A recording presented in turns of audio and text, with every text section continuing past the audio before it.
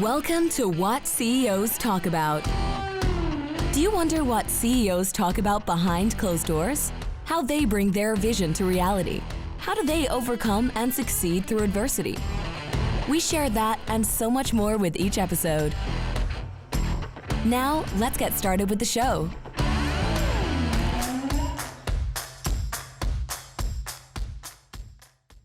Good day, everybody. My name is Martin Hunter. I am the host of What CEOs Talk About. And today, our guest is Mr. Nigel Bennett. So this is going to be a firecracker. Nigel has got his own podcast as well. So he is the founder, no longer the CEO of AquaGuard Spill Response, because he handed that over to somebody else. He's entitled to it. He's earned his stripes. And we didn't even calculate, but it's been in business since 1992. So that's what, 20, and I don't know. 30 years next year. So there you go. 30 years next year. Cool fact about Nigel is Nigel and I both do Wim Hof, and he jumps in the cold bath every single day. So that's pretty fun fact of Mr. Nigel Bennett. So thank you very much for being on the show. Yeah, no thanks, Marty. You're very welcome. What is the title of the show today? What is it that you want to put in the middle of our conversation? Yeah, I want to talk about getting our lives back, because I know, a lot of founders and CEOs, it's that, go since we were, probably very young. And at one point or at some point here, it's like, how do we get our lives back? How do we get back in control of our lives and get off that crazy adrenaline treadmill, which has can have massive adverse effects on our health and our relationships, especially our relationships. So absolutely. Now, in the pre-show, Nigel said something that was really cool, and I really want to exploit that. Is the difference between founder and CEO. So I think that. So tell us, when you said that, you're a founder, then you become CEO. Now you're no longer CEO because you can afford it, and now you're founder back again. So tell us what's in your mind when you say change hats. What's the difference between a founder and a CEO? Yeah, it's in the early days, you're a founder. You start a business, you're a founder. I mean, there's like two or three of you, and you're running around like you're chickens with the head cut off, and you're a founder. You don't think of any, you don't think of being a CEO or whatnot, because you're a small company, and until you get to a bit of a critical mass. And there's always a point. There was a point for me where a buddy of mine, he was actually in the Canadian Football League, CFL. And he was a lineman. He was huge, 330, 340 pounds. Name's Trevor Bowles, played for the Edmonton Eskimos, has a couple of Grey Cup rings. And he had joined this organization called the Young Entrepreneurs Organization way back. And he was watching me. He was a friend of mine. He was watching Nigel run around, with his business. This is back in I started in 1992. So it was probably 1994, 95, 96, somewhere around there. And he just grabbed me by the scruff of the neck, and he says, literally grabbed you, literally lifted me up with one arm, with one finger. And he said, dude, what are you doing? And I'm like, well, what do you mean? I've got this. He says, I see you, you're flying all over the world. One day you're in Malaysia and Singapore, and you're gone for 6 weeks. And how old are your kids now? Like, 3 months and 2 years old. And I'm like, yeah, I got to get this, this business going. And he said to me, dude, there's this group called the Entrepreneurs Organization that you really need to join and get into a focus group to help, get your shit together, because you'll burn out at doing that for 5, 6, 10 years or whatever. You'll burn out. And I said to him, I have no time to join a group like that. I don't have sit around with a bunch of guys and chat. I don't have time. I'm trying to raise a family, raise a business. And so literally he forced me, and I joined, and I did get into a focus group, and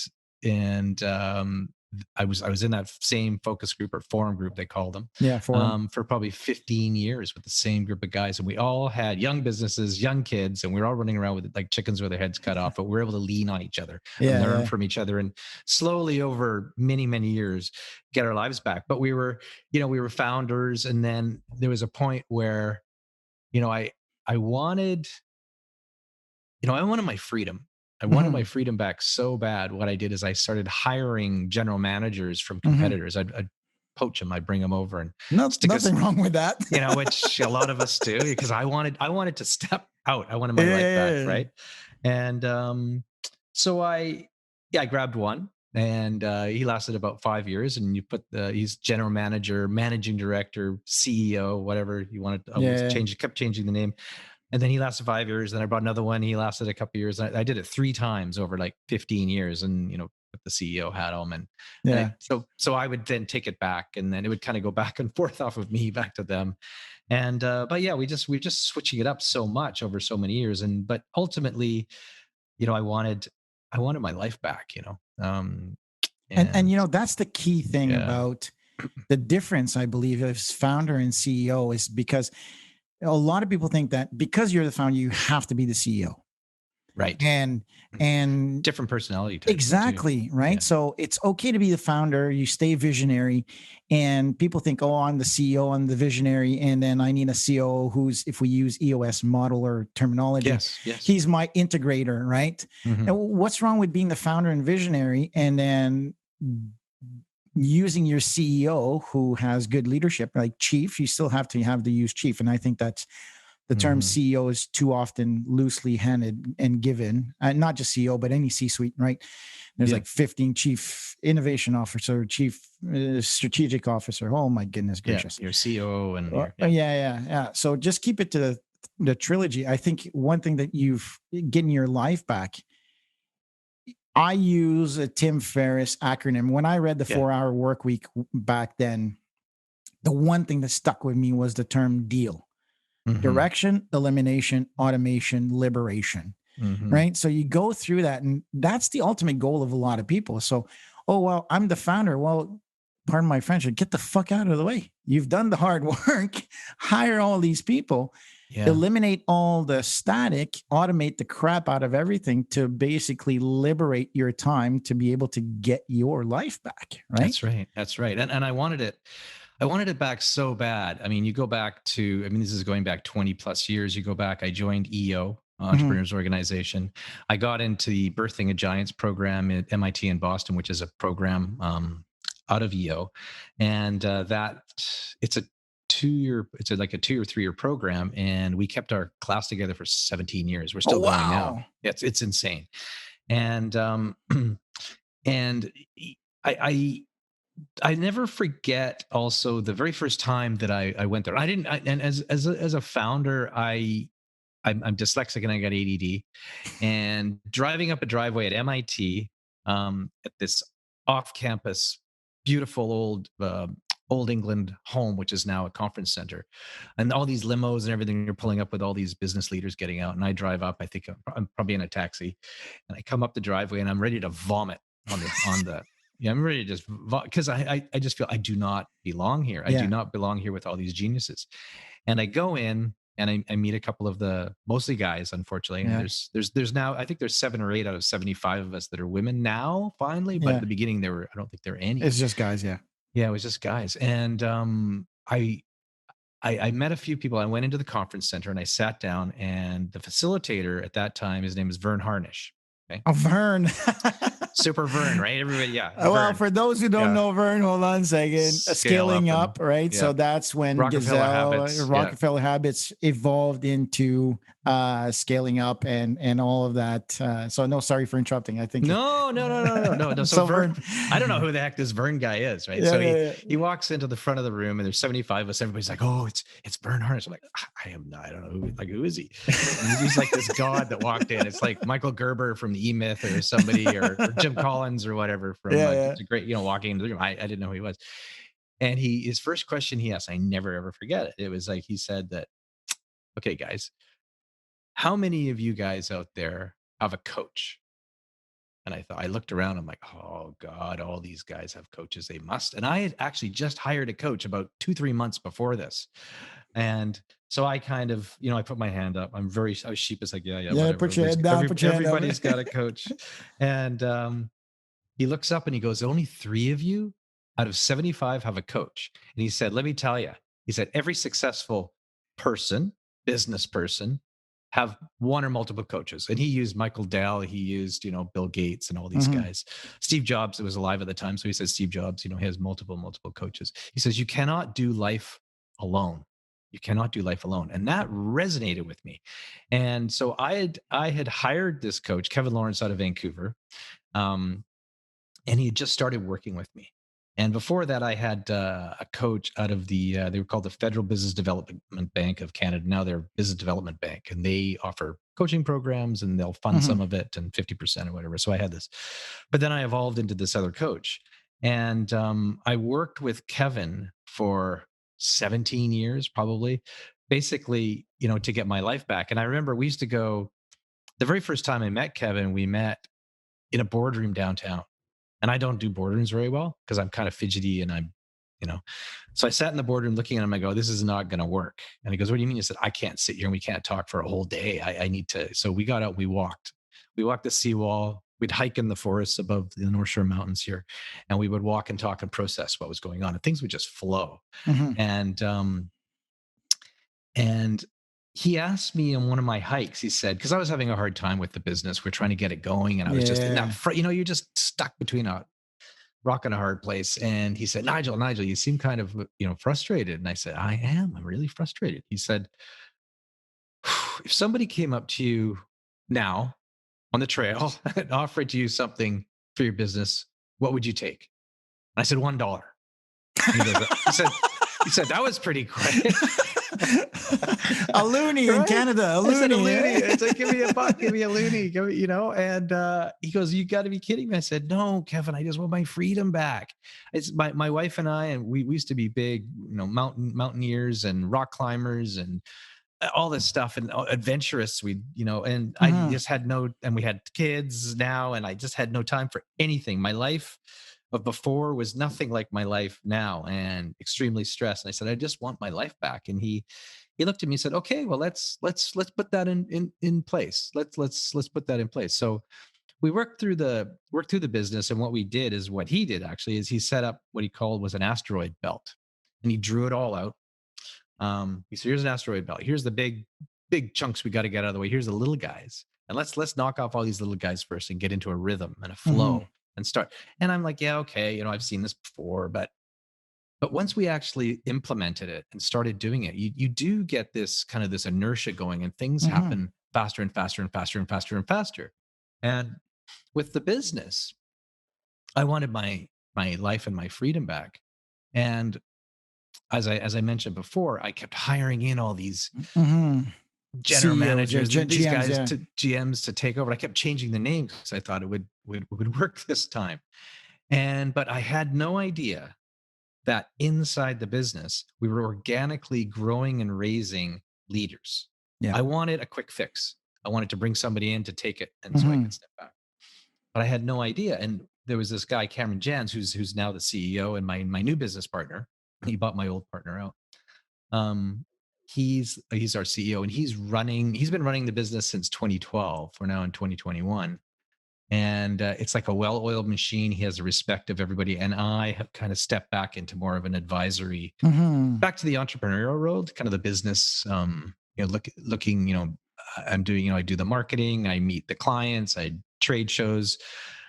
When you could travel, I love to travel. That was my thing. I just love to go and connect with people. I had reps and agents all over we've done business in about 104 countries around the world. We got like 3,000 clients, but we've also got, reps all over. But I just love going and connecting with the people in those countries and meeting their families and then doing the business. Like it's that person. It's like the Japanese culture is like, they have to get to know you first very well before they'll do any business with you. And my wife is Japanese too. Oh, no way. I spent a lot of time in Japan as well. Yeah, so I love Japan. Yeah, it's one of my favorite places on the planet. Yeah, she came over here when she was 4 years old, but she's still from a tiny fishing village, and we go back. We usually go back once every 18 months with the kids. And yeah.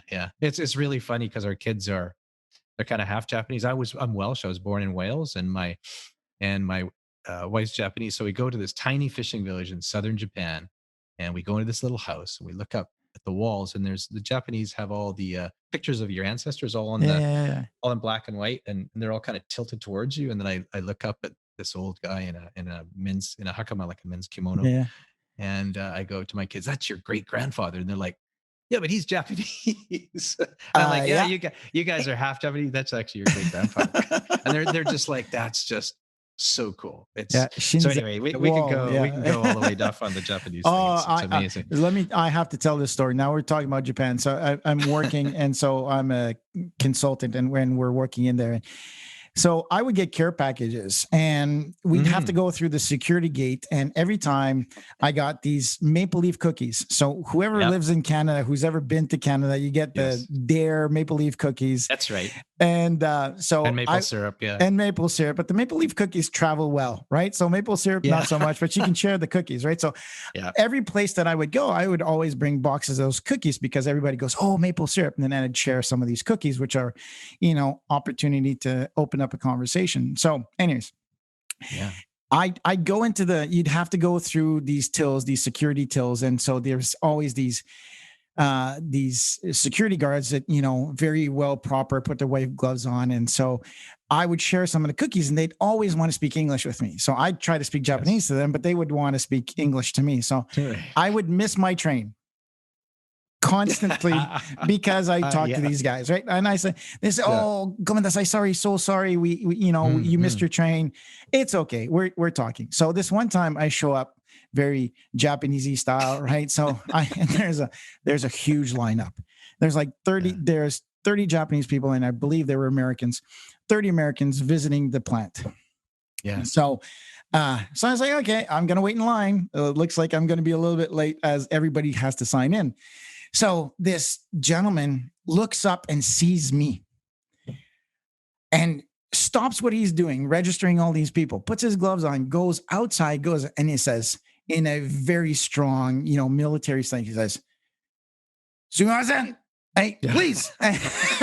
And all the Japanese, right, they all pay attention. They go, well, he says, "Hunter-sama." So for people who don't know Japanese, san is Mr. Sama is, I don't want to say Lord, but it's higher up than Mr., right? "Hunter-sama." Oh, that's me, right? He says, "Dozo, please come." Dozo. So all the Japanese people step aside, adopt the bowing. The Americans go aside and they go, "Who is this?" And I'm just kind of like, do. And he takes my badge, right? And he does it for me as a sign of respect, right? So he's like, look at the value of taking the time to talk to people. Yes. To offer a slight gift, to always trust first.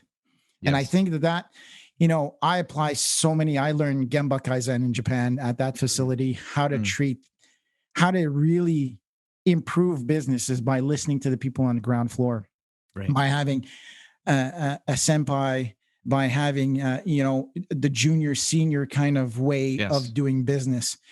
And I think that that's a great learning that you've just demonstrated to the listeners. So saying, stop looking for pilfering and look at the people within who's already committed. They've got the attitude, they've got the knowledge. So, and the skill is the only thing. So if you use development, so I always use Leadership Management Institute, LMI, Slide Edge Group, look him up. The guy that did LMI is the one that coached 7 Habits.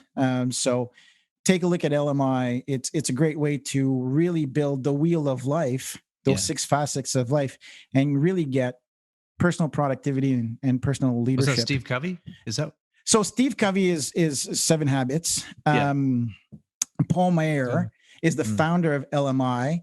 So Stephen Covey started underneath Paul Mayer, who started LMI. And LMI is very big. It's always under the radar. Yeah. But it is touched so many. The Irving Group out of Eastern Canada, ginormous. McCain's. Big founder. They use and so when we go into a company, Urgio, we always say, hey, listen, who do you have next on your roster? Invest the money into them, get them to be productive and personal leadership. And then you'll see them raise through the ranks. So you don't even have to, it's like a good rugby club.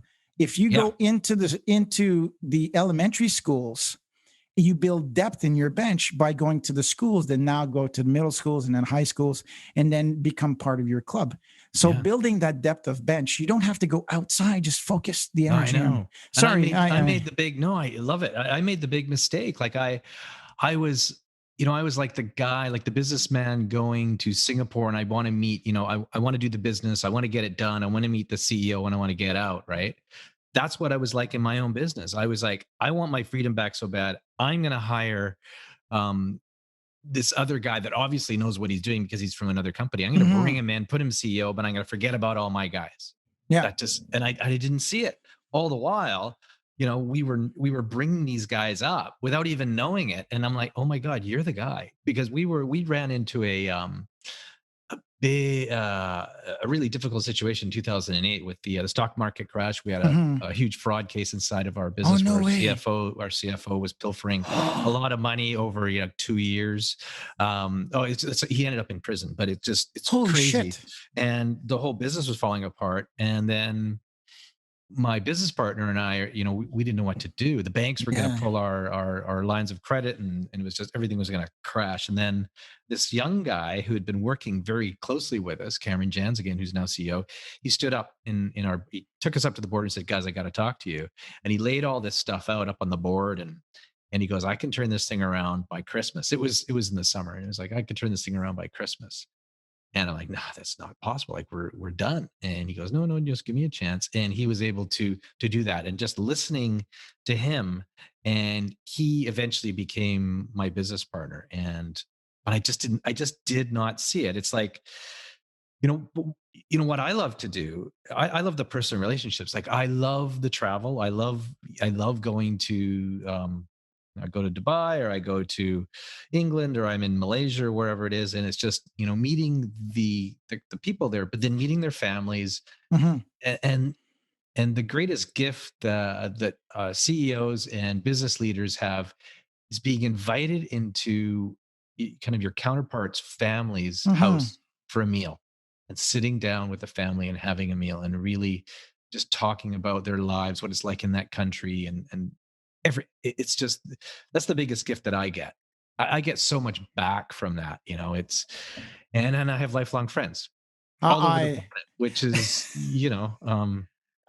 when we moved to Japan, people were crazy to say, oh, it's so expensive and you guys are going to come back poor. And I said, okay, so what's some traditions that are important to Japanese? So when you move into a place, you bring gifts to your neighbors. That's right. So we bring gifts to neighbors. And so there's a senpai kohai. Senpai is the older person. So, if I was working in the business, Nigel, you're the senpai, I'm the kohai. There's always kind of like that Jedi master and apprentice kind of situation, right? Yeah. So by doing the simple act, what happened is that we were invited to grandma's and grandpa's houses. They would say, hey, come with us. Come with us. We'll show you what real Japan. Well, having to deal with tradition where, an 80-year-old lady would eat after me because I'm a man was very awkward for a Canadian born boy. You're like, no, ma'am, you go first. Like, I'm okay. But no. You eat first. They serve you first and you go, okay. Yeah. Do I live by my values? Or do I change my mindset and say, hey, what is going to make her happy is that I eat first. So it is not selfish. It is being considerate and understanding of somebody else's culture. And I think that the best way to discover somebody's culture is to sit down and have a meal with them. Absolutely. Absolutely. Everywhere in the world, you'd be in Malaysia and, you'd be eating on a banana leaf with your hand, with the rice like this, right? You're eating like that. And it's just, it's not like, oh, I need a knife and fork. No, you're going to enjoy how they eat it. And it tastes a lot better the way they eat it than. Oh, absolutely. I mean, Africa was the same way. Africa as well. They brought this dish that has a dried fish on top, and half of that dish was mine because I was the boss. And so I was like, oh, I'm done. She's like, no, you can't stop. And what do you mean I can't stop? You have to eat slow because if you stop, they stop eating. Oh shit. That's right. And so I'm like, okay. So he said, you have to time yourself. So she says, I'll help you. I'll prepare your bites and I'll tell you when to eat. Yeah. And so we're eating, and then out of the blue, this baby comes up. She pulls out her breast and starts feeding the baby in front of all of us. I'm like, whoa. Turned around and she's like, "Oh, did I offend you?" Yeah. No, we're just not used to that in Canada. Where, well, she's like, "Oh, well, how do you feed your babies?" Right? Yeah. Yeah. So I was It's like, like it's a bit like what you're saying. I just love it because I was with our family and a documentary filmmaker in Ethiopia. He went through Kenya, Ethiopia, and he's been going back and forth Ethiopia and Kenya for 20 years filming. Right, so he's a buddy of my son's. They've been doing some filming stuff in "Oh, Peru, cool." and they invited our family. So we went on this trek across Ethiopia, and the really cool thing about Ethiopia is coffee. I mean, coffee Yeah, basically originated in Ethiopia, yeah, coffee culture. So you go to somebody's house, which is a very humble little house, and you sit outside on a couple of pieces of wood, and the whole process of coffee, it takes an hour. Like it's there, takes it's a whole, forever.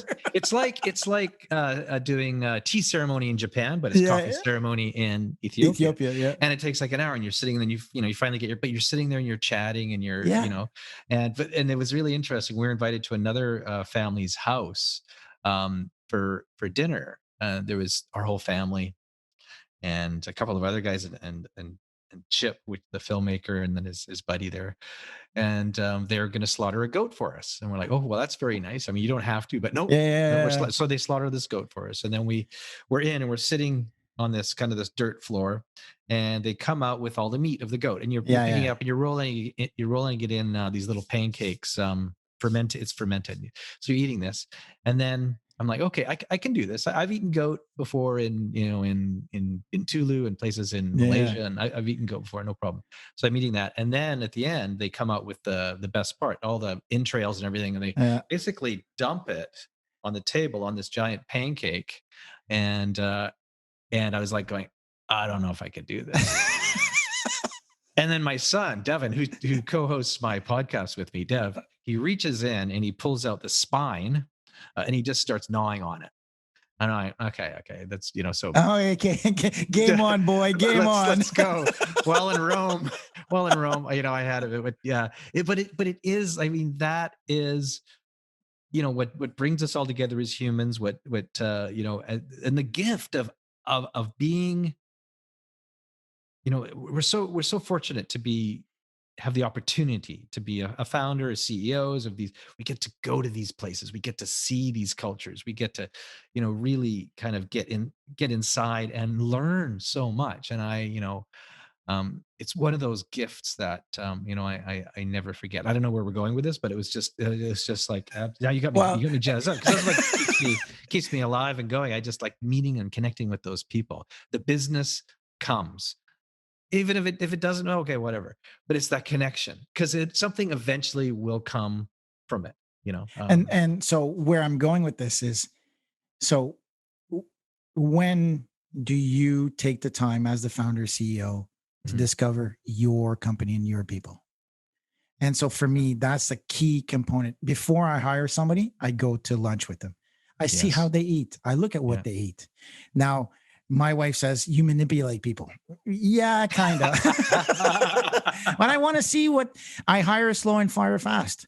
I want to make sure that they have the right attitude first. People hire backwards. They go, what's your knowledge? Sure. What's your skills? And the attitude is the last thing. They say, oh, are you a fit? Well, pardon my French again. Fuck that. Figure out if they fit first. Yeah. Skills, yeah. Skills can be improved. Knowledge of Knowledge the and industry, wisdom are, but knowledge of the industry Yeah. is fine, but they don't know you can't say that they have knowledge of the business because they're not in your business. Yeah. So you can't judge that. Say, well, what have you Yeah. applied somewhere else? Well, if you take the time to have one-on-ones with everybody, which I Mhm. do continuously as a leader, Yeah. what do you want to talk about? And he's like, Yeah. oh, well, there's no formal agenda. Kinda, but my agenda is to find out more about you. I want to know the Mhm. name of your kids. I want to know what school they go to, what makes you thick, because the relationship is, like you've mentioned, Nigel, is Mhm. the foundation of every good company. Yeah. And so if a lot of CEOs and leaders and founders want to travel the world, are you using the same methodology to discover your own business? That's right. That's right. Are I you mean, treating? I mean, when I look at with a resume or CV or whatnot, I look at the last page. I look at what are their interests. You know, Yeah. have they traveled? I spent a year and a half backpacking. Through Cambodia or somewhere. Okay, well that means they got a little bit of oomph to go into, Yeah. or Myanmar or somewhere. Yeah. I'm a big mountain biker. I'm a rock climber. Whatever it is, that shows a lot about their personality right there. I agree. I Right there. agree. And reading what books they've read, what they like, all that's the stuff. I mean, anybody can go and get a university degree in anything, but it's that last little bit. I went and taught my daughter. I went and taught skiing in Japan for a year, which she did last year and got stuck to. On her resume, that looks, I mean, for somebody looking like, oh my gosh, she's got the gumption to go teach skiing in Japan. Something like I look for stuff like that. Yeah, It's that out of the box, that person that's got that little extra oomph that's going to, being able to work ourselves out of a tough situation because they've had to do it in reality, so. And I mean, for me, that when you think about relationship and getting your life back, that's what, for me, COVID has been very hard. Right. For a guy who's used to being on the plane, who's used to being in front of other clients, who's used to being with his team, being stuck at home in my office. I love my wife and kids. Don't get me wrong. Yeah. Having spent 8 weeks at a time in different countries and continents, right? The only place I haven't lived or worked is Antarctica by choice. Because there's been a few job offers and I was like, no, thank you. I'm not interested. I'm not going to put anybody in on the Antarctic continent. So with that being said, me being at home, being able to build and great thing that we have Zoom and all that good stuff, but it doesn't bring that connection. I've made friendships though with people through Zoom where I don't even know. Matt Newman is a good friend of mine now through a company that we work with. And I've never met the man. I don't even, I've asked to ask him, like, how tall are you? Because I have no idea from Zoom. So the point of getting your life back, I think is, especially for me, is I miss the relationships. So for me that, and I think that as a founder and CEO and Nigel, stand up and contest this if you feel or challenge. But I think that we get so caught up in the business. Getting your life back is part of staying as the founder of you've leveraged. Being an entrepreneur at the start is leveraging human resources. And so you find the right people that have the right attitude, skill, and knowledge to be able to outweigh, because you've got a great idea. You've got this infinite amount of selling ability. Everybody loves this new idea, but you have a finite ability to deliver. But so now it's getting the I guess what it'd be like what Jim Collins says, like getting the right people on the bus, but getting them in the right seats on the bus. And Absolutely. then the right guy driving the bus, right? So I mean, it took me years to figure that out. And then we also used personality profiling, right? Myers-Briggs we used to use way back. And it's mind-boggling to see what these different people that you've been working with for a long time, what their personality, and you're like, okay, I need to approach you in this way, or I should, okay, that's why you're like that. And this is why I'm like this. That's a great tool, a great tool. I find too many people seek people like them instead of seeking people who are different than them. Yeah.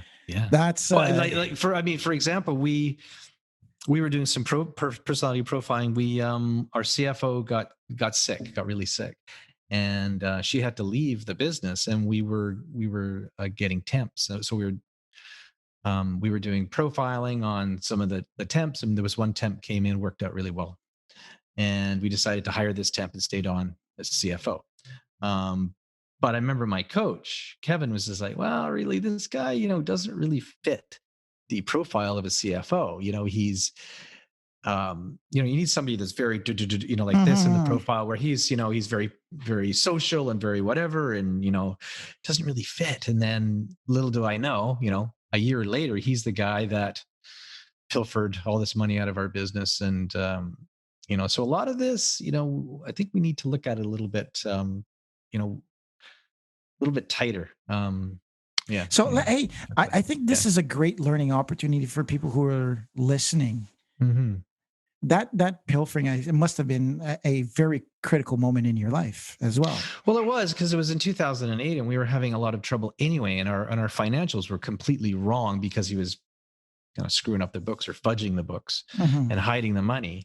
And then when my external, like we have external accountants, they were doing our year end. He came to me and says, Nigel, we're in big trouble. I'm like, what do you mean? He says, well, look at this. And I said, well, this is, he said, and then he found out what was going on. And then we had a CEO at the time, another one that we had hired in. Mhm. He basically, he said, I'm showing up at the office with a steel pipe. And I'm like, no. You can't do that. You can't do that. Well, bing. So we called the police. The police were there at 7 a.m. because he would come in early and work early hours, right? So that's a bit suspect. And the police met him there, and then that was it after that. So Okay, so now you've killed my reputation, because that's what I said. I always start early. My day starts at 4:45. I get a lot of stuff done in the. So please don't take an early riser as a crook or criminal. Please. I just gotta also, you know what, you said, okay, you're an early riser, and then also, we've been dealing with the COVID thing over the past while. You know what's really helped me is that early morning, because a lot of us have been working from home for a year plus. Yeah. It's like getting up a little bit earlier and then getting into a routine to get yourself going in the morning, and it's been like a life changer for me. So what's your routine? Well, I was having some anxiety issues. The beginning of COVID, like anxiety attacks, like just my life would just go into a tunnel like this, and I could do like it was really bad. And I'd never really had any issues like this before, and it really scared me. And I panicked. I came home from the office. This is actually pre-COVID. Came home from the office, and my wife wasn't here, and I kind of freaked out. And I finally tracked her down. She was able to come home and calm me down. But then during COVID, I was starting to have these little panic attacks again. And I came home, and my son was here. My son was 23, 24. And he had been, like we said, practicing Wim Hof, which is this Wim Hof method of breathing to calm. So he laid me down on the floor, and he started, going through this whole process of this Wim Hof breathing. And it really helped me. And then from that, we ended up doing the cold water plunges, which he does. But so in the morning, yeah. So basically what I do in the morning, every morning, I listen to a really good podcast. I think it was with Hugh Jackman and somebody, the actor Hugh Jackman, and he had this really cool morning routine. And I don't know if it's Ben Greenfield. Ben Greenfield is just a whiz on health, and his books are, I can't remember what his book's called, but Ben Greenfield. And so I get up in the morning, and I have a shot of beet juice and ginger and a little bit of apple. Like, it's all, my wife makes it in this little juicer. And, that really stimulates you and kind of wakes you up, gets you going. My wife has hot water and lemon and a little bit of ginger just to get her going. And then I go into I go into some meditation. Do some meditation. I do stretching, and I was having lower back issues. So anybody out there having lower back issues, there's a thing, and it's really helped me. It's called The Foundation. The Dr. Eric Goodman, I think, out of California. It's a 12-minute exercise thing. I've been doing it for a year now, and I'm back hard, downhill mountain biking and skiing and doing all this. And yeah, it's really helped. And I do it every day. It's hard. I do it every day. So I go through that. I do the foundation training, and then I do the Wim Hof breathing. And then if we were living at Whistler for a year during COVID, my wife and I, so we'd go down into the lake with the ice and break the ice and go into the lake and do our 2-3 minutes in there if we could. And now I'm lucky, I've got a pool out here. So we're breaking the ice in the winter here. And so I go in every day and we do that. But I come out of that, you guys, and I'm just like, I am reborn. I'm calm. My anxiety is gone, and I'm just like ready for the day. I do it early. You got to do it because it takes. Now it's an hour and a half process. I know it's long. You don't have to. But the more you get into it, the more you want to add. You want to add a bit more, and because I feel so good. And it's just like, so now I'm up to an hour and a half, and that's not even any gym stuff. Like, that's zero going to the gym or anything. This is, I'm doing the plank. I do plank. I start off with just 25 push-ups, and then in the Wim Hof breathing, as soon as I get out of the cold water, I come out, and what you do is you take 30 of these deep breaths again, and then exhale and hold your breath. Exhale, hold your breath, drop and do 30 push-ups. And people think, I can't. You can do it. So I do 30 more. It just grows. This thing grows. I could not So what are you doing? believe. Yeah, what are you doing? Yeah, so same. everybody makes fun of me. They go, "You wake up at 4:45." I said, Yeah, "Well, you are. Yeah, that's crazy. I wish I could wake up at 4:30 because I've taken on stoicism. Like I'm with you. So I'm dyslexic. So I've always had a chip on Right. my shoulder. Yeah. And so with that being said, tried a few things, but stoicism is a very practical approach to, what will I do today that is just? What will I do today that is Okay. courageous? What will I Yeah. do today that is tempered? What do I do that is wise? And I journal that. I say, I pick 4 questions and I say, okay. And then at the end of the day, I go, what did I do that was kind and courageous? And so I set the markup. And when I don't journal, when I don't get those monkeys out of my head, oh man, oh man, oh man. Like Very this powerful. morning, Journaling is extremely powerful. Yeah. I woke up this morning and like you, like I'm 50 years old. I should Yeah, I'm handle 59. this. Yeah. I should be able to handle this. And yet I know. grown men, successful men still have anxiety. There's nothing. And I think it gets worse. Like for some reason, for me, it's gotten worse the older I've got, which is and for me, it's just I don't understand it. What's going on with me? I've always been this, Rocker Gibraltar type thing. And now I'm kind of like, down to this, and I'm panicking, and I'm running home, and my wife's, holding my hands and making me breathe. And what is this? Yeah. But with this routine, like you said, with this routine in the morning, I've been able to control it. I was having a bit of a funny day yesterday, just for a couple hours, which was I hadn't had for months, but it's really, really powerful stuff. And I think with CEOs and founders, it's very high energy, 24-hour job. It's just so important to get into that routine. And for me, it's morning. And you can do it in the afternoon. I just think it's more powerful as soon as you wake up. A buddy of mine lived in Thailand for many years, and he would get up and he would do 2 hours of this Thai style of breathing at like 4 a.m. until 6. Like 2 hours of this, just sitting there breathing, meditating, breathing. And I thought he was kooky. But now I've started doing this meditation, breathing, and I'm like, it's so powerful. It's so agree. Powerful. So I get up, do the biological thing, brush your teeth, hit the can, put my contacts in, and then I walk the dog. So we live in a part of Vancouver called Port Coquitlam. So we have the heights there. And so we go down up the river. And so I walk for about 45 minutes with the dog. Yeah.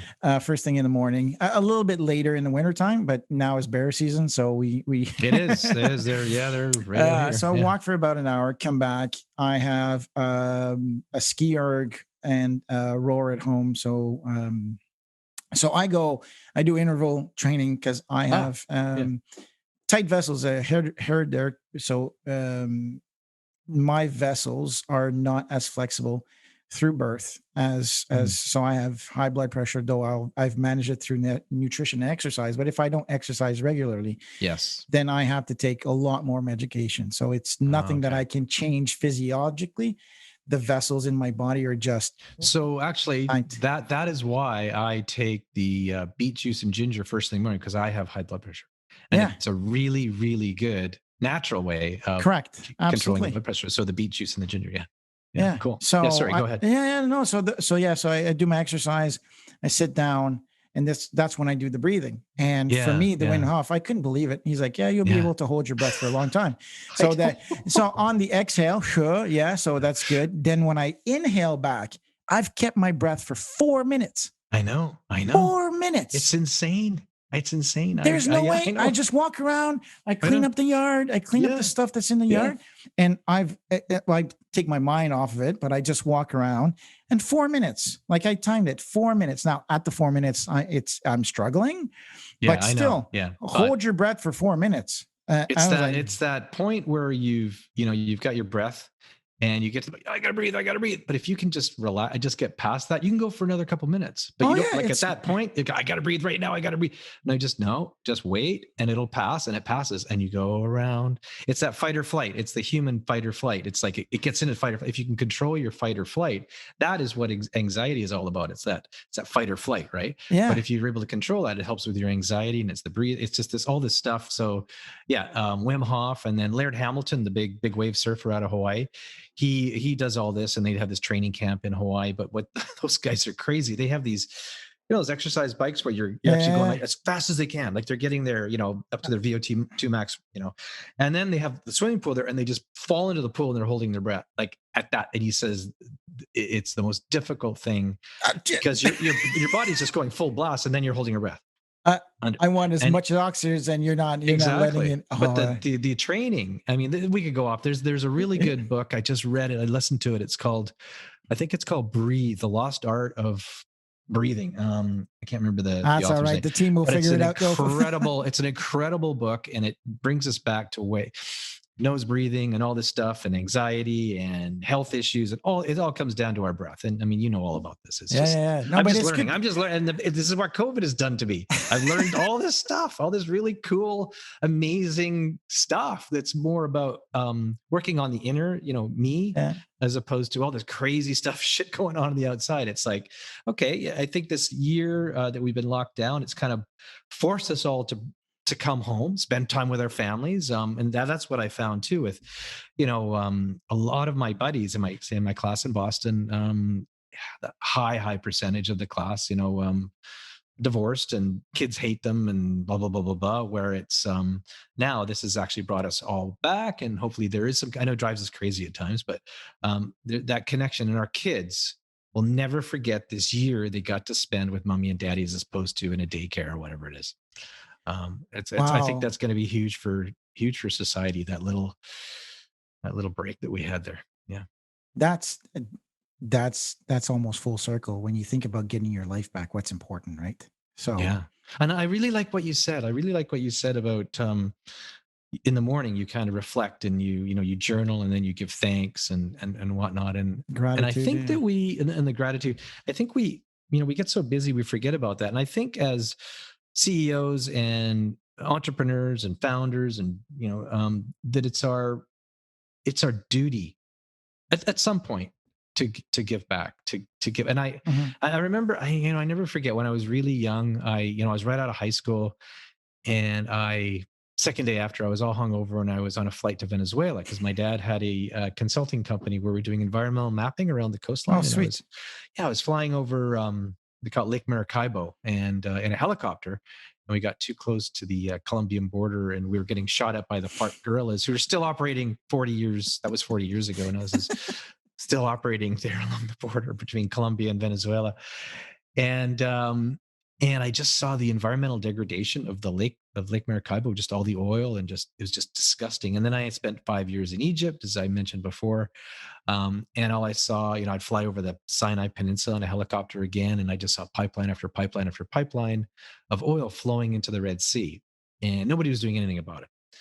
And it just made me sick. And I landed back at a helicopter base, and this helicopter pilot, this ex Vietnam pilot, big American fellow, his name was Johnny, and he kind of been wounded a bit, so he had a bit of a limp, and he kind of came up to me and he's like, "Nigel, I know why you're here, I know what you're doing, but I really don't think it's going to make a fucking bit of difference in the world."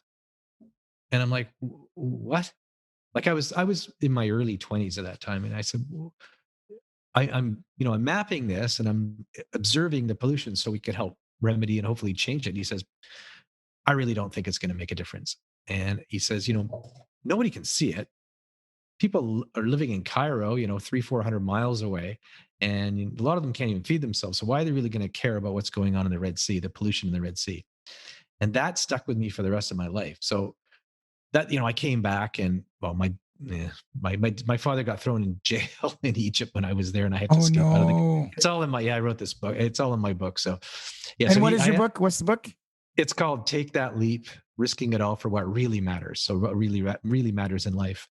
So I got out of Egypt, and he eventually got released 6 months later out of prison, and I that resonated. And so I ended up breaking away from my father. We kind of didn't quite see eye to eye on some ethical things.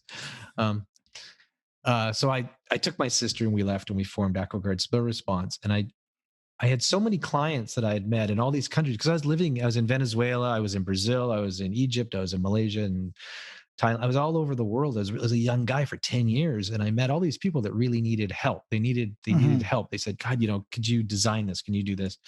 So I came back to Vancouver, and we had this little company, and we started designing products to help these people with spill containment and Mhm. spill response and recovery of oil spills. And that's always been with me, is like, making a difference somehow, making a difference with our businesses, leverage. And I'm so fortunate. I've, like I said, we've done business in like 104 countries around the world. And I have this incredible platform of people, and just to leverage that to do good in some way, to take part in, an orphanage, or help in an orphanage, or help with some water program. Talking about getting my life back. So I was able to set up the business to run without me in 2012. Mhm.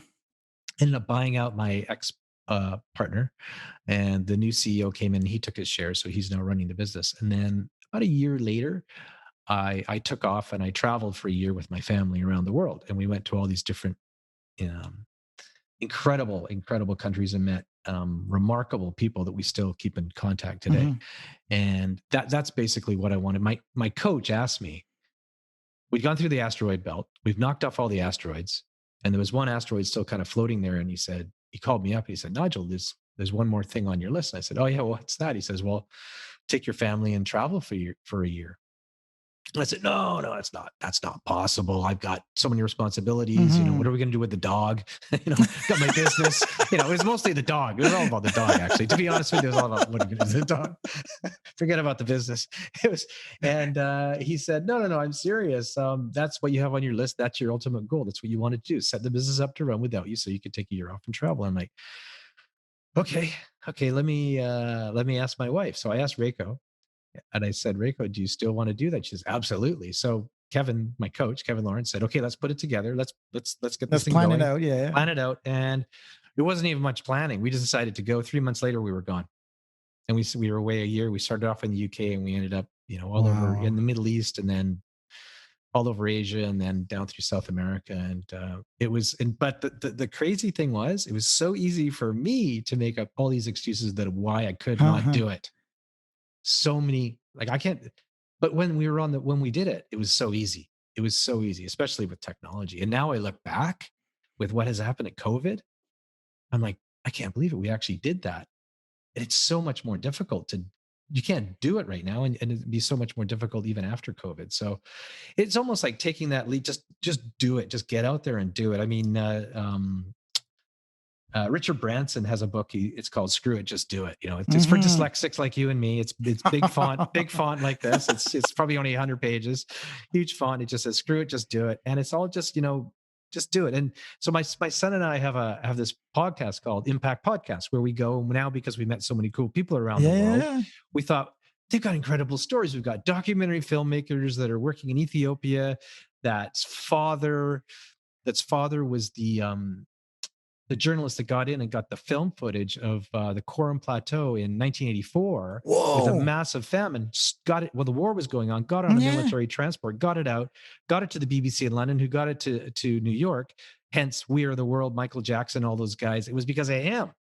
Wow. And we're interviewing all these incredible people with these amazing stories around the globe that we just so happen to come across, because it's like taking that step and just screwing it and just doing it and just going and do it. And I can't remember what point I was trying to make here, but I mean, for me, that as I'm listening to you, I think, getting your life back doesn't have to mean that you actually have to let go of your business. So people think to say, well, it's the business, it's the family or the business, it's family or business. So where I say, no, everybody's got the same. So this comes from, when I was in the Army, there's a warrant officer before I left the Army. He says, there's 3 things that are important to life, young man. I was like, yes, sir. What are they? Yeah. He says, your health. Yes. Number 2, your family. And he says, number 3, every fucking thing else after that. So I was like, oh shit. So everybody thrives for the same thing. Businesses. So to be able to enjoy the weekend or enjoy your lifestyle, you have to work from Monday to Friday. So if you don't work from Monday to Friday to make money, you don't have money to spend or to do on the things that you want to do. And so the reason why you work, 48 weeks out of the year, so that you can have those 4 weeks off, so that you can enjoy the things that you want. So there's profit, but there's also sustainability. Right. And that comes from having done behavioral-based safety and security for a long time is safety does not come first, because without money, there's no safety. So it's about safe production. Right. So how do you work safely so that you can sustainably come back to work every single time? So that word becomes prosperity. Yeah. And that getting your life back is having a sense of prosperity in your life. Prosperity and abundance. Yeah. Correct. Exactly. Yeah. And you have to work smart. And that I had a bit of an issue with my old business. So my old business partner, he was a genius, right? He was a very smart guy. He was the design guy. He was the engineer. We both went to engineering school, but I wasn't, but he really was the engineer, and he would design everything, but you keep him locked up in his back room, but he would come in, he would clock in and clock out. I couldn't work that way. I'd work on weekends. I'd be in Malaysia. I'd fly out. I'd work crazy hours, and then I would take off for a week on a rock climbing trip down to Yosemite or whatever. Yeah. And it was all working. I look back and I don't know. I didn't think it was working smart, but I think I would go away. When I was away, that's when I recharged. When I got out of the bee's nest and the day to day, and went rock. My thing was adrenaline sports, so I go rock climbing or whatever, and I would come back and I would go, oh my God, that's how we can do it. If I stayed in the office, I wouldn't be able to figure out the problem. When I went away, I came back refreshed. I call it in my book, I call it the doorknob effect for me, because every morning I would come to my office, I'd stick out my hand and my door would be vibrating. I could feel it, because I know as soon as I open it, I step through, it's going to be chaos. Nigel, I need this. Help me with this. Can I do this? And it was just, I lived for years and years and years in this freaking bee's nest. And it was just so difficult to manage, but the only way that I could manage it was I would take off and I would have those breaks and I would come back. Well, that's the creativity, right? So we work with so many visionaries, and they're not, I don't want to call them CEOs. Some are CEOs, so many visionaries. Then they go, well, how about innovation? Because when you think about, when you break down a company, it's easy. You say, how do you govern the business? That's number one. How do you grow the business? How do you operate the business? How do you get paid for that idea? And in growth, you have innovation, marketing, and sales. So that innovation, being creative, doesn't come from 9 to 5, from 9 to 10 on Monday or Tuesday morning. So I tell these guys, I say, and girls as well, say, hey, when you feel the urge to be innovative, tell everybody to piss off, saying, I'll be back. And go lock yourself up, go do something if you have to leave. But that's how you have to build a business where it has to be able to sustain itself without you. So that you can be liberated to be innovative. And that is critical. And sometimes, some companies, we kind of give and take. I say, okay, take Friday, and Friday is your innovation day. Try to do things that get you going. So one guy says, I love to go mountain biking. Well, then make sure that you go mountain biking once a week, because it is business essential. Yes. It is business essential. Totally agree. That you need to be creative. And if your creative vector or medium is mountain biking, but then, God damn it, you keep your phone close and you press, when you've got a smart idea, you write it down, you talk to it, whatever. You write it on your hand. I ride a lot too on the North Shore Mountains here, and I take off, and I used to ride a lot with a group of guys, but I ride now a lot on my own. I just go, cause it's hard to get people together. So I just go for an hour or 2 hours. And, but I have this, and I have my, it's there, and I just have my voice, cause that's when stuff comes up. It's like the answers are out there. It's out in the bush for me. And if you're in the chaos of the office, it's just like goo. It doesn't. But as soon as you get out, things pop. And I bet I look at Yvon Chouinard in Patagonia. I bet all of his great ideas came hanging off cliffs in Yosemite and wherever, back at he's a climbing guy. But that's what happens for me too. It's just like it comes in the weirdest places, but usually when I'm out getting recharged and refreshed. Yeah, for me, it's when I walk the dog. People say, why do you walk the dog so early? Because I'm not awake. And number two is that, when you're in the shower, right? So there's this biological, that's how you're, absolutely. So when I'm walking, I carry my phone with me and I'm walking, and then, I was like, stop in the middle and I record and I go, Yeah. wow, this is a great idea. Maybe I should do this. So that's when you're rested most of the time. So, and that's like when Kevin and I, my coach and I, like I sat with him in the boardroom the first day and I'm like, this ain't going to work. So we started walking the Stanley Park seawall. Yeah. And it's just like the flow. Things just start, the conversation and the flow. Like he told me, he said, because we go hiking as well. We go up in the mountains here. We go hiking. He says, Nigel, whatever you do not tell any of my other clients because I'll be freaking exhausted. Walk and talk, all right? Walk and talk, hike and talk. And And the thing that you said there earlier was about the family, right? Yeah. I honestly believe that, no business crisis is worth losing your family over, because we have crises every day. Every day is a crisis. We live in a crisis. It's so easy to forget about, Johnny's hockey match or soccer match because, I got to work a little bit later. I got to get this thing. And then you do that enough. And then when your kids are graduating for high school, they don't even want you, they won't even want you there. So it's that time. We got to spend the time with the family. People make fun of me no matter because what. when something when somebody calls twice your phone, you go, okay, something's up, right? Right. So you answer the phone and you go, what's up? Is somebody dying? Yeah. And they go, no. Then why are you calling me? Well, what do you mean? Is somebody injured? Is it a safety situation? Is somebody hurt or injured? No. Fuck off. Send me an email, call me back. Sort your problem out. You're a big boy, you're a big girl, you get paid a lot of money, sort your shit out. Yeah. Okay. So, but there's something that really got to me with that was the guilt. I had so much guilt at the beginning, and I because I would take the time, but then I'd come back, but I feel the guilt. Guilty. Yeah. And then I sat down with because I took the year and I traveled. That's a lot, right? And my business partner, when I got back, we sat in the boardroom and it was all quiet. And he goes, there's a few times I was going to pick up the phone and just ream the shit out of you. But I didn't want to ruin it for you. I know it was your big goal and your family and all that. And I said, you know what? You should have occasionally, because I probably deserved it. But I got back and the business hadn't burned down. Yeah. Everything was fun and everything ran way better than when I was there, and yeah. We tend to stick our fingers where it doesn't belong. Oh my God. Yeah. That's what I did back in the early days when I was trying to find the CEO to take the business. We shared a big office, right? We were like, he was there in a cubicle, I was in a cubicle, and guys were in the other room. But every phone call he was, I would listen. Everything. I would turn around. I'd listen to everything, and then I'd stick my finger in, and just gotta get back. Just gotta leave them be, and don't micromanage. It was, oh my God. Crazy.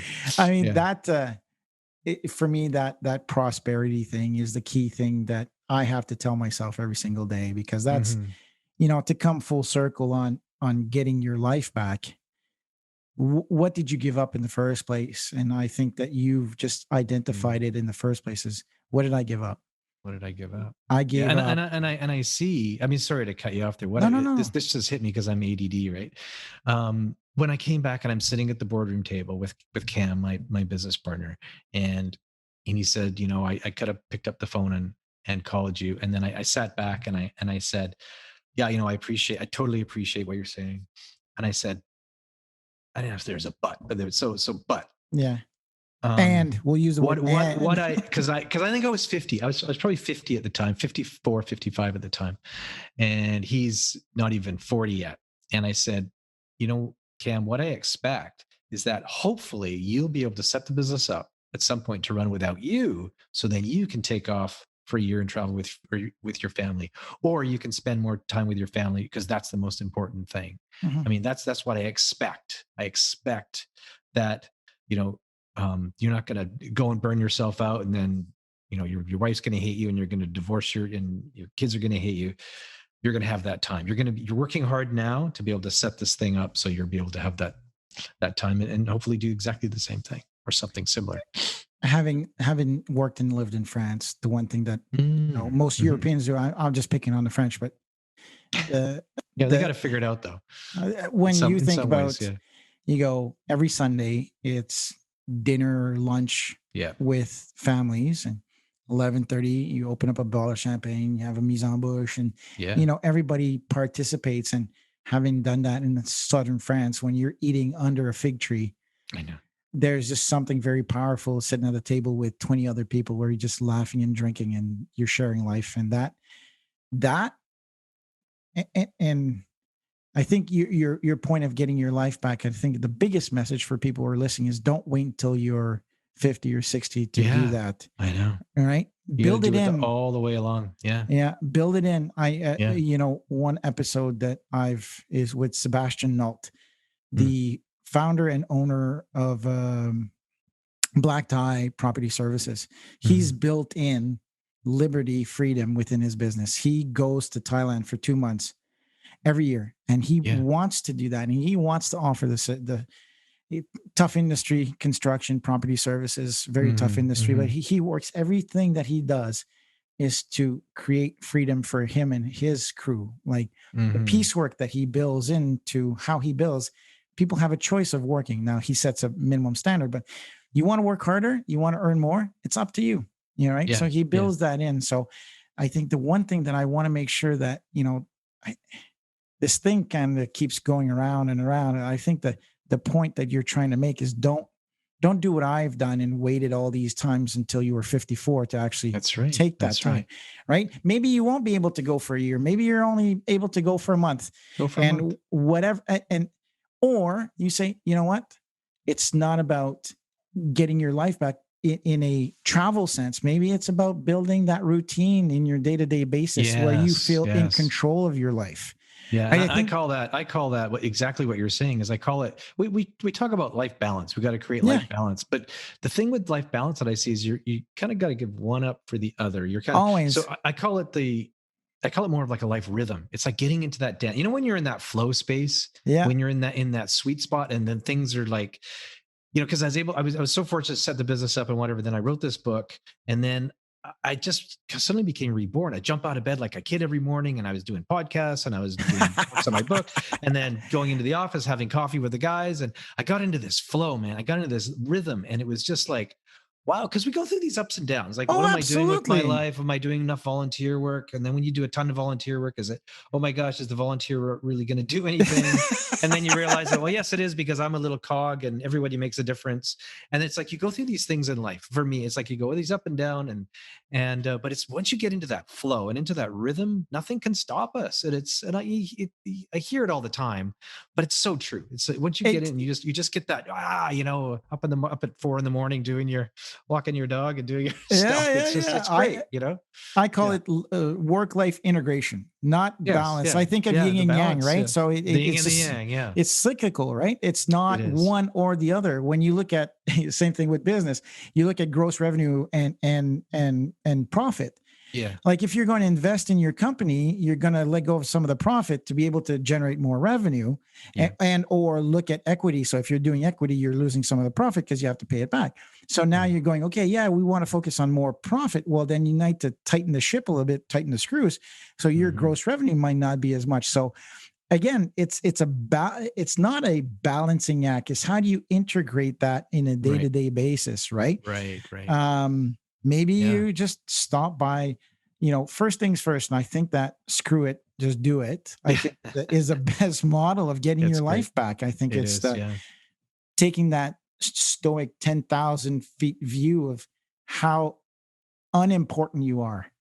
That for me, I tell my kids all the time. You know, so my daughter Ariel was doing a presentation in front, and she's very introverted, and she doesn't like to speak in front of people. Like what 80% of the rest of the population. And we're sitting at the table, we're discussing. I said, Ariel, people don't give a shit. She goes, what? My wife starts laughing. I said, Ariel, nobody in their class gives a shit, right? They'll laugh. They're so focused. They're going to be doodling in your book. Unless you say something funny that's going to address something that's going to bring them, they're going to doodle because you're a teenager and you got the attention span of a doorknob. Like click, click, click, click, click, click. So don't worry about it. Don't worry about it. Yeah. And she did that.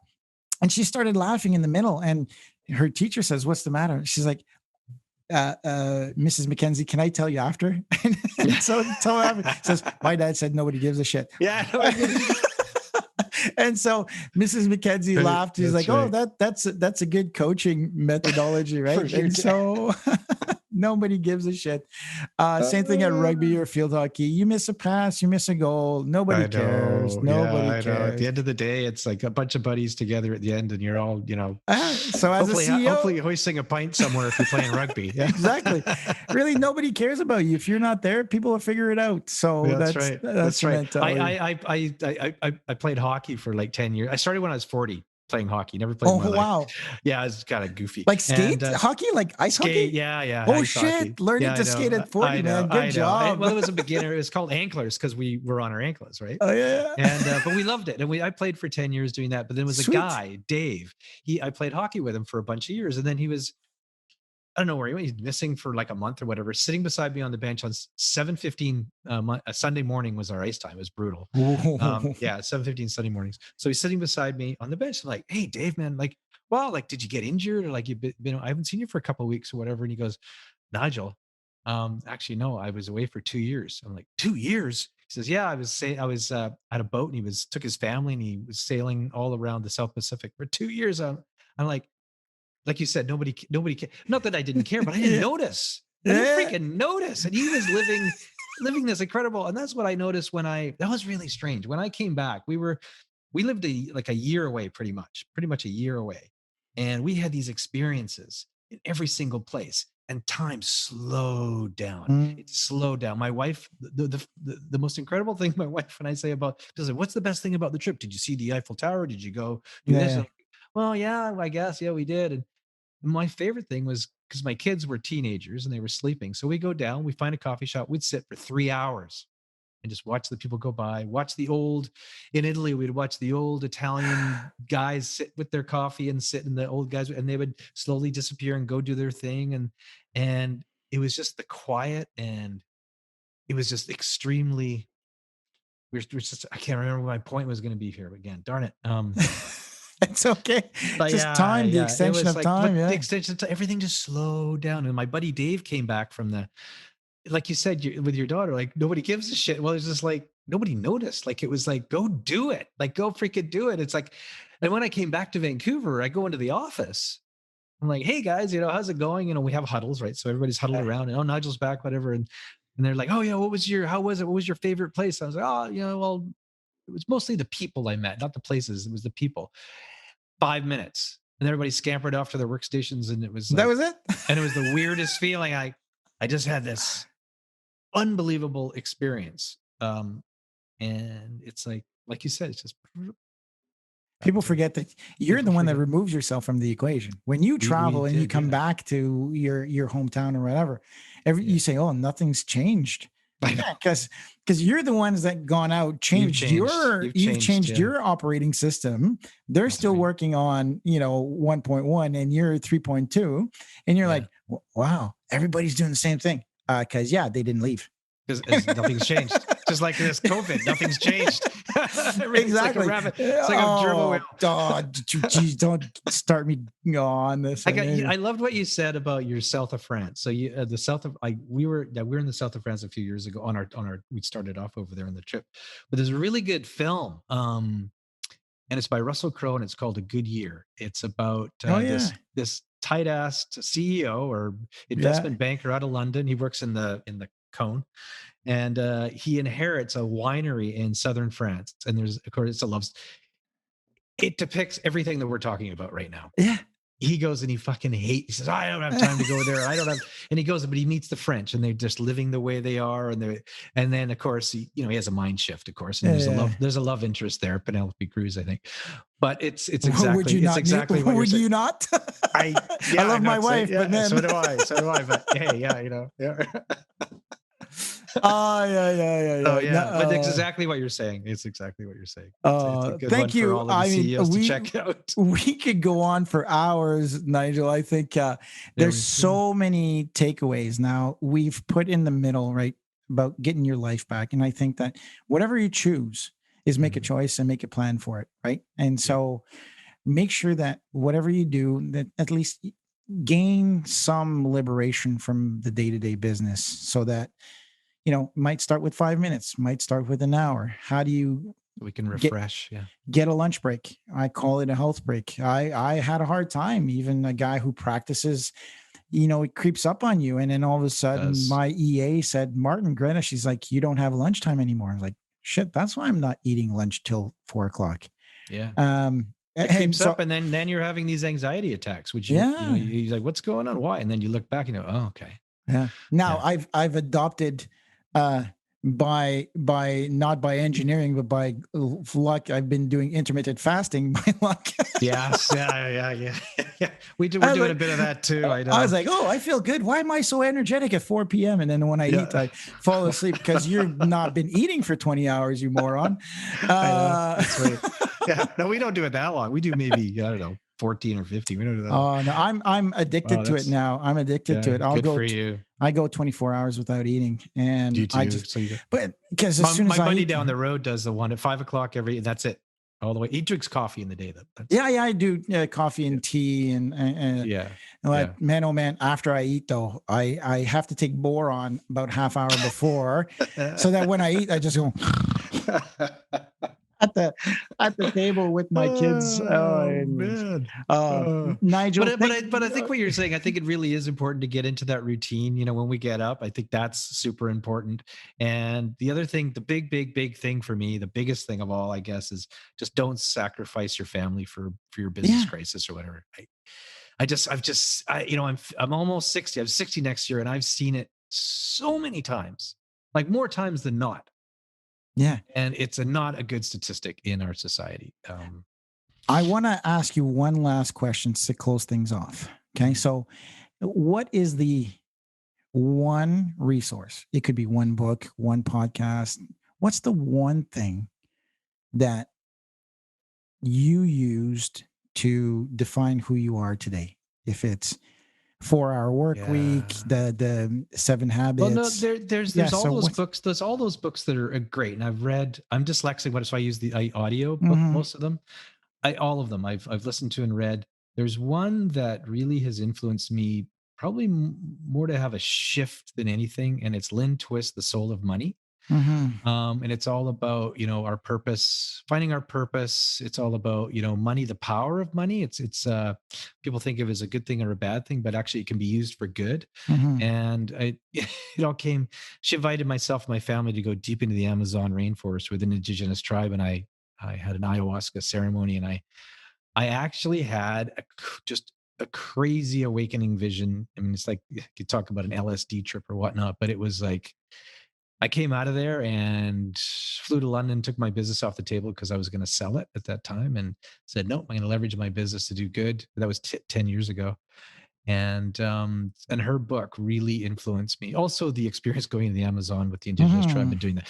People go, oh, we went, but it actually, it's true. And it was mind altering, and it changed my whole life. But her book and what she does, she's about 70 plus years old. She's a very powerful woman. And Soul of Money by Lynn Twist. Oh, fabulous. All the other ones are incredible. I could talk about for sure. I could talk about better, but but I just have a lot of respect for Lynn, and what she's done. No, for me, Kaizen has been the learning of Kaizen. The Kaizen, learning of Kaizen. Good change is continuous improvement. That's apply that to your day-to-day life, Right. It's a Japanese continuous improvement every day. Correct. Right? Yeah, absolutely. Well, thank you very much for being on the show, Nigel, today. Thanks, Martin. It was great. It was amazing. I think there's so many lessons. I think although we went down a few rabbit holes and took a few canoes. That's what happens when you get two dyslexic ADD guys on a podcast. I was like, oh, okay. Well, what else you want to talk about? Squirrel. Oh, that's so funny. My dog is so much like you. What? Oh. So with that being said, thank you very much for being on the show. It's amazing. And for all you listeners, like always, please subscribe, and do whatever the social media team tells me to do. So all the information will be at the bottom of this podcast on our website. So again, my name is Martin Hunter. I'm the host of What CEOs Talk About, where we translate strategy into frontline operations. Thank you very much, everybody. Thanks, Martin. Thanks for tuning in to What CEOs Talk About. Make sure to click subscribe to get notified about future episodes, or check us out at www.whatceostalkabout.com.